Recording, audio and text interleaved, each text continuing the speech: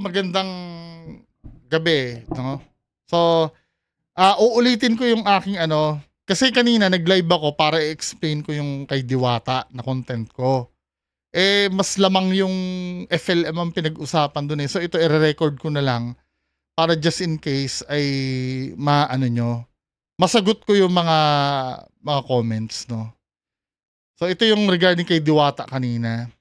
Kasi ang argument ko dito, doon sa nireakan ko kay Diwata, dinala nila yung Angel na yon, si Angel, dinala nila para mag-explain. Pero every time na mag-explain si Angel, kinakat ni Diwata. Unfair naman yun. Diba? Now, basahin ko yung mga comments nyo, no? Unahin to kay Sir Cholo Rocales. Sabi ganun kasi ni Sir Cholo Rocales, kahit sino naman siguro kung sa'yo gawin yun, hindi mo na rin siguro pagpapaliwanagin. Anong use? Bakit pinapunta mo? Diba? Bakit hindi mo pagpapaliwanagin? Kaya nga nandun sa channel, nabububuhan kasi ako sa ganun eh. Sorry sir nabububuhan kasi ako sa ganun. Kaya nga siya pinatawag doon para mag-explain, tapos hindi mo papapaliwanagin. Dahil ginawa sa kanya yun, di sana dinerecho nila sa kulungan. Diba? Yun lang naman ang argument ko dun eh. Kung may ginamit na na maling identity, meron, maliwanag. Mali, pero hindi lang yung Angel ang may kasalanan, pati yung pulis. Kasi yung pinakitang ID kasi walang picture eh. Para siyang pinakaka-apply lamang na kinuha agad na pinicturan. At ang tanong kasi ng iba dyan, bakit may ID siya ni Diwata? Siya kasi yung naglakad ng papel ni Diwata, kasama kasi yung tin sa nilakad. Siguro hindi nakuha ni Diwata, niya. Kinip niya yon. Hindi nakuha ni Diwata.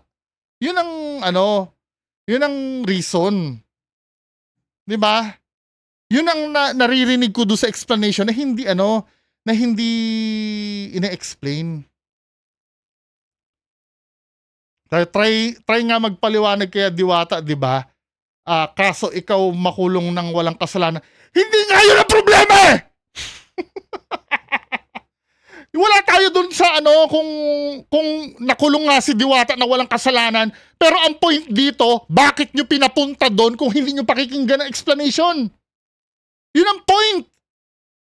Kaya nga, kung ikakatwiran nyo dito, di ba? Kung ikaw makulong na walang kasalanan, okay lang sa'yo. Sinabi ko bang okay? Kaya nabubuisit ako sa ganito, hindi gamitin ang utak eh. I'm sorry sir, tropa tayo, pero hindi mo ginagamit ang hindi mo ginagamit yung utak mo.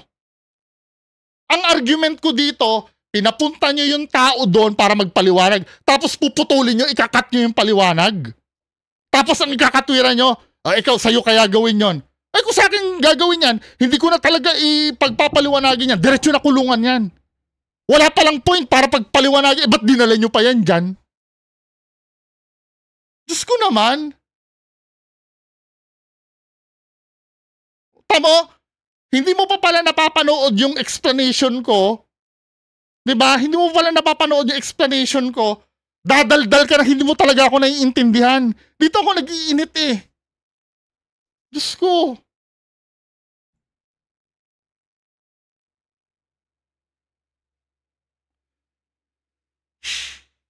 Naiintindihan niya na ibig ko sabihin? Wala tayo doon. Totoo, I do agree. Ito Sir Cholo Rocales I do agree na kahit sa akin gawin yon, hindi ko na pagpapaliwanagin. Pakukulong ko na agad. Ang tanong ko nga, bakit dinala nyo pa kay Rapi Tulfo yan kung ayaw nyong pagpaliwanagin? Tanga lang? Wala naman sigurong masama sa sinabi ko. Kasi kayo, mga utak teleserye kayo. Ang gusto nyo, pag may naape, yun na ang kampihan hanggang katapusan. Di ba lumilitaw ang kabobohan natin pag ganito eh. Kaya nga sinabi kasi, di ituloy na lang sa kulungan. Ano use? Ba't tatanungin mo pa kung hindi ka makikinig? Tinatanong ni Diwata, ayaw niya naman pakinggan yung sagot. Tanga, di ba? Kaya nakakainit ng hindi nyo iniintindi.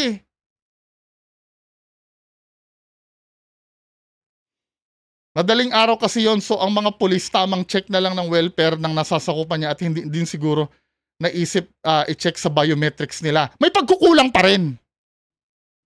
Kahit na. May pagkukulang pa rin. Nasa SOP nga yun eh. Hindi katwiran niyang madaling araw na. Hindi katwiran yan dahil yan ay shifting nila yan. Regular na trabaho pa rin nila yan. Shift nila yan eh. Hindi mo pwedeng ikatwiran na madaling araw dahil ikaw, obligado ka magpahinga sa umaga kung alam mo may shift ka ng gabi. So, sabi naman itong isang bugok, kupal to si Bungo, gigil na gigil ka talaga kay Diwata, gusto mo talagang ibagsak. Tanga! So, sabi naman ni Sir Eric Corbeza, kahit anong idahilan niya, mali pa rin na gamitin yung ID. Yes! Totoo! Bakit nga pinapaliwanag nyo pa? Kung wala kayong interest doon sa dahilan. Yun lang naman ang sinasabi ko eh. Hindi, sagutin nyo. Yung main concern. Di ba, ang sinasabi nyo din, kahit ano pa idahilan mali. O sabi ni Sir dito, try nga magpaliwanag kay Diwata, di ba? Kaso ikaw makulong ka sa... O sige, hindi tatanggapin. Ba't binigyan nyo pa ng chance na humarap yan? Para saan? Kung itatry pala, hindi nyo na ipatry. Obviously, hindi nyo pinatry magpaliwanag dahil pinuputol eh. Wala naman sinagsasabing tama yung yung gumamit ng ID eh. Ang pinag-uusapan dito, sinalang siya doon, mag-e-explain, hindi siya pinapatapos. Yun lang naman eh. Tatangan nyo naman. Ko.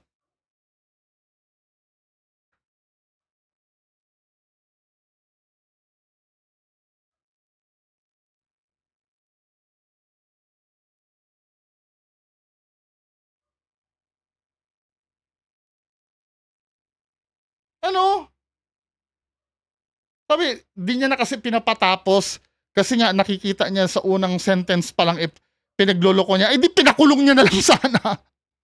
Di ba? Diyos ko naman. Anong sense at tanongin at bigyan ng chance mag-explain kahit personal sila magkakilala, sabi kong ganon. Ang objective na issue dito yung paggamit ng ID. Dito ka sumablay. Sabi ganon, alin ang sablay, totoo naman na hindi pinatapos mag-explain eh. Boss, binormal lang ba magsinungaling? Ang may mali dyan, police, tama naman si Diwata. Wala ako sinasabing mali si Diwata. Ang problema kasi, binigyan nyo ng chance mag-explain, hindi pina-explain. Ano ba? Ang tatanga naman natin umintindi. Tatanungin mo ako, Boss B, normal lang bang magsinungaling? Hindi. Pero ang tanong ko nga, bakit nyo binigyan ng chance na mag-explain yan kung hindi nyo pa i-explainin? Diyos ko, ang tatanga nyo talagang umintindi, sorry ha. Yun ang argument eh. Nag-e-explain si Angel, pinuputol ni Diwata, totoo o hindi? Totoo, di ba? Anong mali sa sinabi ko? Irrelevant kasi yung kung magsinungaling man siya, bigyan mo pa rin siya ng chance mag-explain dahil yun ang purpose kung bakit hinarap siya kay Rapi Tulfo. Nakukuha o hindi? Di naman po porket di natin gusto si Diwata sa lahat ng pagkakataon kahit victim na siya, siya pa din ang may mali. So, tama yon na pagpa-explainin mo yung tao pero hindi mo pakikinggan?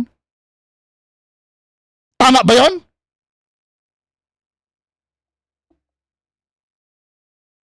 Ang hirap kasi sa inyo pag naitaya nyo na yung simpatsya nyo, bulag na kayo doon sa objective eh.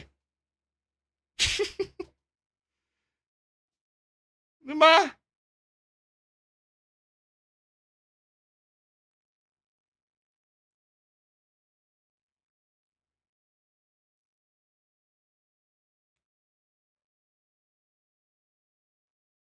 Sabing ganun dito, grabe ka naman sir, common sense, meron siyang ID ni Diwata, nasa wallet niya, pero sariling ID niya wala, di mo kailangan gumit na sir, mali siya.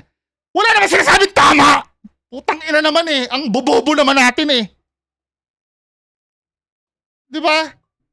O kung may pinresenta yon yung ID na yon, i-verify nila. Wala nga verification ng pulis eh. Kaya nga pulis yung primary na mali. Dahil kung yung may kasalanan, tandaan nyo ha, yung may kasalanan na yan, obligado talaga magpalusot yan para hindi siya makasuhan. Di ba? Given na yung pagsisinungaling sa akusado para makaligtas siya. Kahit sinong nahuli mong magnanakaw dyan, hindi naman talaga aamin na nagnakaw yan eh. Kaya may problema talaga dyan yung police. Ibinigay yung ID na yon na hindi bine-verify.